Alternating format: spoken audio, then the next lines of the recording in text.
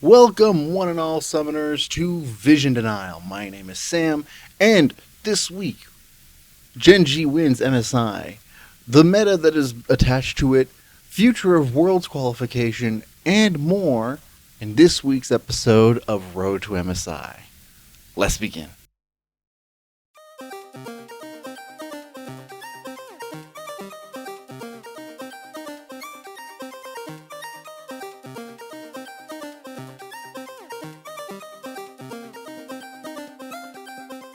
Holy moly! Gen G finally fucking did it! For those who are unaware of the context, Gen G, previously under the name of Samsung, had won 2 international titles previously. But since changing names, they've had high expectations and very low results to match those expectations. Hence, this time there was some trepidation where they looked the cleanest they had been in a long time, and yet there was not really a hype to expect them specifically to, win the whole thing. Make a splash? Sure. Win the thing? Not so much, despite the fact that their stats would say otherwise. And quite frankly, it's good to see them actually take a win for the first time. Break the international curse. Who knows? Maybe they'll be the first ones to do the whole fucking Golden Road. But let's not get ahead of ourselves.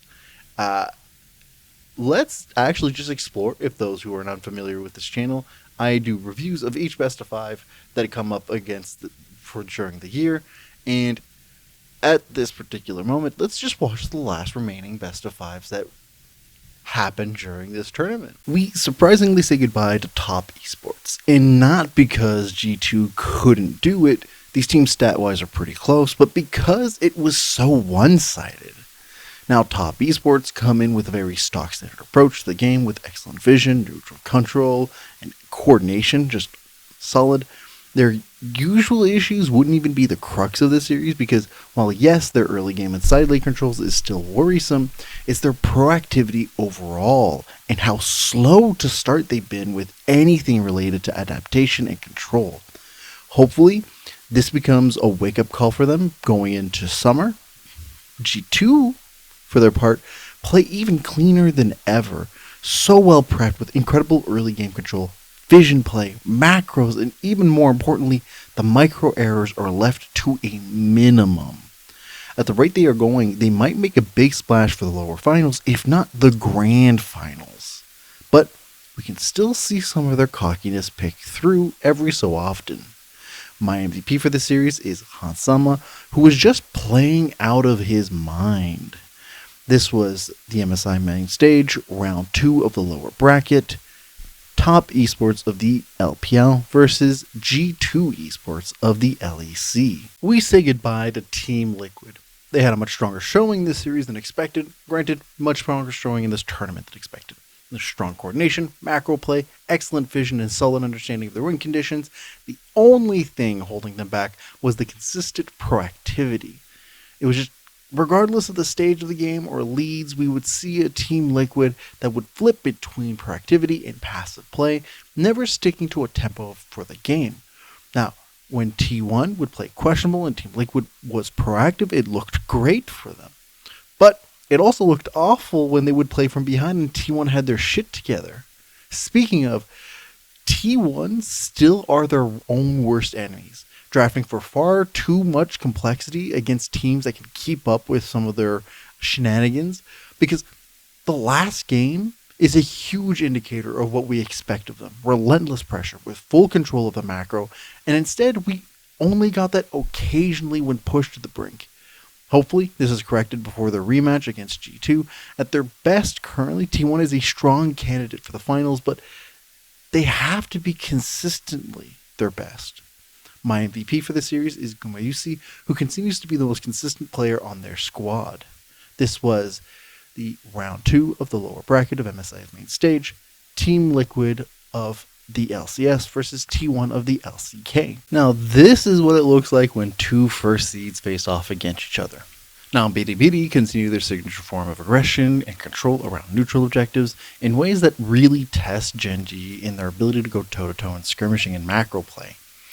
Their vision continues to be solid, and overall, despite the scoreline here, we're finding their individual micro plays and their draft choices should be more than capable enough to help them bounce back for their grand finals and have a stronger contest against Gen G. Speaking of Gen G, we're finally seeing a version of them that matches their domestic performances and stats. Because from the patient early game and full macro control, vision denial, and downright death by 1,000 cuts approach to the game, to embracing even the wild and proactive aggressive styles of their opponents, that, quite honestly, if there was anything to critique from Gen G this series, it's a very weak ability to do disjointed fights, but given how much they avoided it in this series, this shouldn't be much of an issue overall. My MVP for this series is Chovy, who not only controlled Knight, side lanes, and team fights, but is finally getting an international final showing. This was the upper bracket of the main stage at MSI, round 3, BDBD Gaming of the LPL versus Gen G of the LCK. We say goodbye to G2, a team that had such strong execution in the early game, so solidly understood their win conditions, and had a game plan for the whole series. Combine that with their excellent vision play and coordination, you'd think they would be a shoo-in. But between the hesitation while playing behind and T1 really stepping up this time, it just wasn't enough. Even with this loss and the scoreline indicating otherwise, this was a clean series from G2. T1, for their part, seemed to be getting their shit together. The usual strengths are still here. Vision play, macro approach, neutral control, all of it top notch. And while there is still an inkling of over-aggression and recklessness, it is a lot more tempered and controlled, allowing them to keep the pace and style of the game they use so well without so many of the silly mistakes. Although, some still kind of snuck through, especially in the second game. At the rate they are improving, the rematch they'll have against Bidi should be a lot more competitive and explosive. My MVP for this series is Keria, who keeps setting T1 up for success during these skirmishes. This is the main stage lower bracket, round 3, G2 Esports of the LEC versus T1 of the LCK, the rematch. We say goodbye to T1.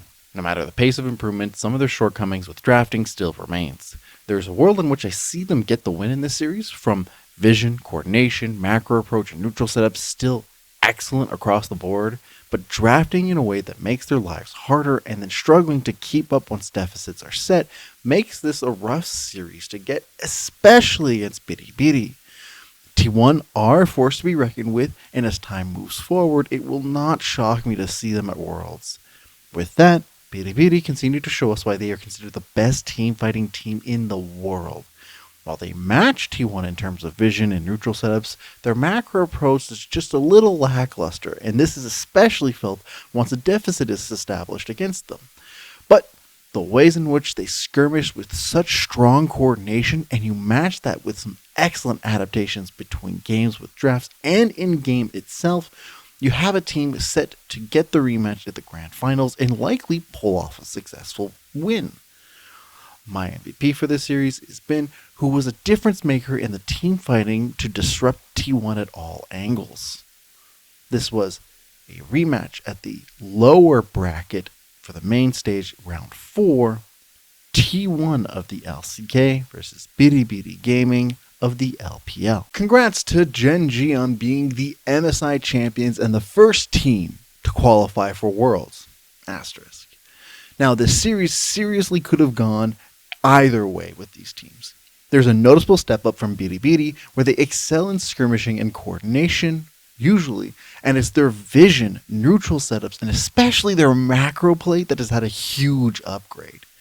It is hard to encapsulate how much they are firing on all cylinders, and it is such a tragedy that this series is decided on small mistakes that compound into the results that we've got. The same is to be said about Gen G, who hold the strongest macro and vision approach, usually, but really leveled up in terms of their coordination and skirmishing department to keep up and, at times, match Bidi blow for blow. The biggest thing to me that made the difference in this particular series, outside of small micro errors, is the fact that Gen G recognized to limit their 4v4 or full squad team fighting to a minimum. Do so only when needed and otherwise overload players and leverage the macro options that they have an advantage in. Because team fighting is optional, macro choices aren't. I expect BDBD to absolutely join Gen G at Worlds this year, and I hope to see another rematch between these two teams. My MVP for this series is Pace, who played out of his mind and broke a huge record internationally. This was the grand finals of the MSI, a rematch. Biri Gaming from the LPL versus Gen G of the LCK in the first Worlds qualifier. Quite honestly, the fact that Gen G went not lossless in terms of individual games, but lossless in series is a breath of fresh air with their expectations, as they are the first ones to win, or to not win, but to qualify for Worlds. With the asterisk, they have to make the playoffs. It's a foregone conclusion if things go correctly. That said, this tournament was huge for them. Like said before, it's hard to emphasize how exciting it is, at least in the prospects I can imagine for Gen G fans who, for the longest time, expected, especially for Chovy fans also, who expected Chovy and crew to win an international title, and it just wouldn't happen. Time and time and time again. I'm reminded of the time where they got kicked out of group stage in Worlds 2018, and they could not make it to the end, and get kicked out, get kicked by Cloud9 when they shouldn't. That shouldn't have never been a case ever. They were supposed to easily make it out, and they didn't. So it genuinely warms and gives me a hope for their prospects in the future, not just within their local LCK, but in Worlds, that they'll are more than likely going to be able to qualify for the playoffs and then cinch the ticket, being the first team to qualify for Worlds. That said, next we should talk about the elephant in the room, and that is Worlds qualification. Because as cool as it is that MSI does this title, and it brings in Worlds qualification with the caveat of making playoffs, so and it helps emphasize the importance of MSI, to bring on that whole thing. But it also gave the next region, the second place region, to get an extra seed, and you wonder, okay, cool, they do that, and there's no last chance qualifier this year. Yeah, they remove the LJL, and the elephant in the room is still going to remain. The less emerging, smaller regions there exists, the more the feeling of the stagnating 5-region loop, heck, 4-region loop, I imagine, if the PCS eventually gets absorbed into the LPL, and then it's just the more that they're going to reduce the regions into 3 continents is the direction that we're seeing. And it feels weird because the way in which world qualifiers have gone, Europe has the weirdest ones and continue to have the weirdest ones, in which I do not agree with. Why would you have a season finals playoff for Worlds qualification, but the summer champion auto qualifies beforehand? That feels like a mark of, if you're just going to do that, have a summer playoff. Or how they reduced the number of teams going into North America in the same way that happened. Just everything marks to less variety, to fewer team options, and the repeated over and over and over again of, we're going to see LPL, LCK matchups first and foremost, LEC matching occasionally, and I hoped we would not get there. And there's a sign. LCS seems to be on the up and up. LEC seems to be on the downward spiral, and there's a little bit more, competition, so to speak. But there's going to be a stagnation in terms of the like styles that we see internationally, right? Like if everything is relegated to a secondary league status, that's where all the interesting things are going to happen. The highest skill ceiling of competition is never going to get the the love that it deserves at the rate that international league is going. Next, we've got the the upper, like the whole top level play meta and creativity of the lane swaps is honestly, I hope, here to stay. That really depends on full public view of the entire meta and how Riot views it in terms of like the health of the game itself.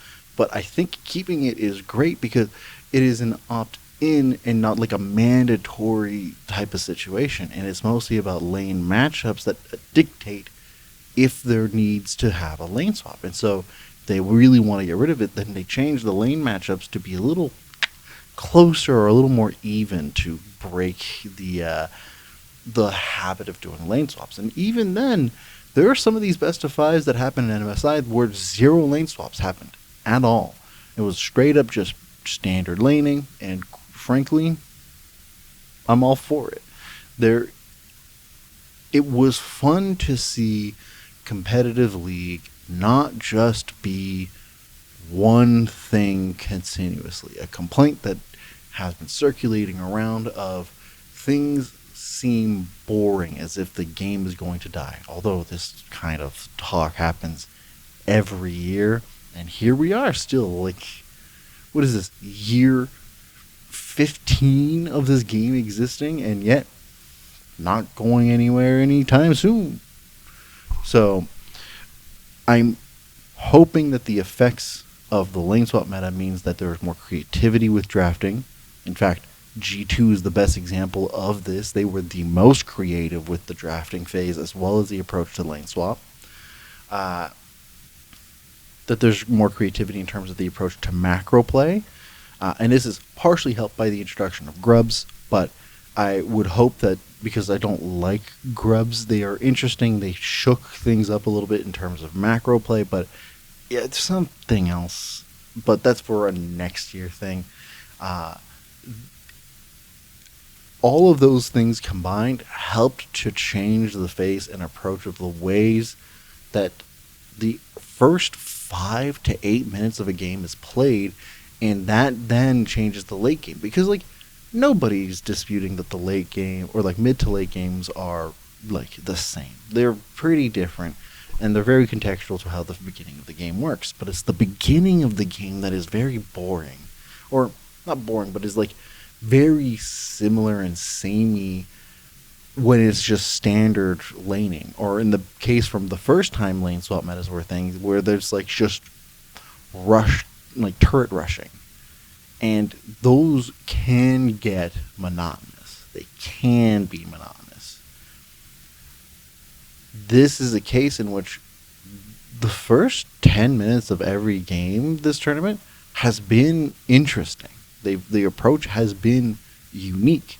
And I really hope Riot does nothing to change how, like, the lane swaps existing. Really hope. So, with that, the mid-season part of the international scene is done. We are to then look forward to every local scene, see what happens. I think that the lane swaps and the drive to improve is going to actually, for the first time, properly change the way the local scene is played. These teams will bring in the ideas of lane swap and like fully tune it in a way that's like prepared and understood, instead of just observed from somewhere else and try to emulate it. When you have to play it and then when you have to try to emulate it are two different things. And with that, with the fact that this is probably going to be the most impactful mid-season, where it, with regards to how teams qualify for Worlds, I would like to pass the question to you. Which team do you think will have the largest improvement? And whether or not you think there's going to have a golden road for the first time ever, right? Do you think that Gen G might pull it off? I'd love to hear your thoughts in the comments down below. as I take the long awaited break until summer playoffs happen. I will be watching the summer playoffs of the LEC because of the qualification of Worlds, but only the best of 5 portions. And once everybody else gets theirs started, as well as regionals, it'll be a great time, and we'll have a very different look to Worlds again. I'm excited. Trepidation exists, but I would love to see your thoughts down below. And thank you again for all of you who watch. It is greatly appreciated. I hope you have a great start to the summer. Bye.